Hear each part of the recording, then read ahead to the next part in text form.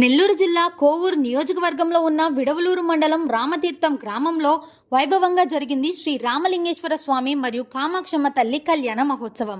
పూజల మధ్య మంగళ వాద్యంతో భక్తుల జయజయల మధ్య జరిగిన ఈ కళ్యాణం అందరి హృదయాలలో దివ్యతతో నిలిచిపోయింది. ఈ పవిత్ర జాతరలో ముందుగా తెప్పోత్సవం జరిగింది. సముద్రం మీద దీపాలతో అలంకరించిన తెప్పలు అందరి దృష్టిని ఆకట్టాయి. డివోషనల్ మోడ్లో అందరినీ ఇమర్స్ చేసేశాయి. తర్వాత కళ్యాణం అయ్యాక జరిగింది తృతీయవాది, అంటే సముద్రంలో మునిగి ఒక ప్రాచీన ఆచారాన్ని పాటించారు. ఈ సాంప్రదాయం రామతీర్థంలో చాలా ప్రాముఖ్యత కలిగింది.